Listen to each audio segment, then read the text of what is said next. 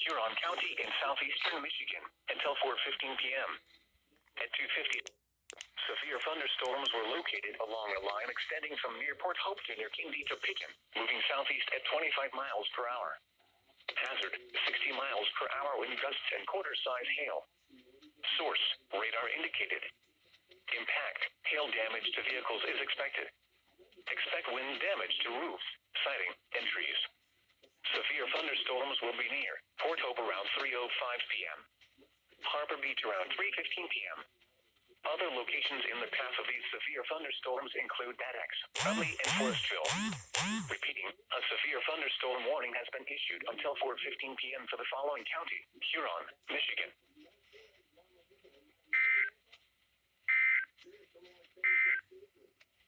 The effective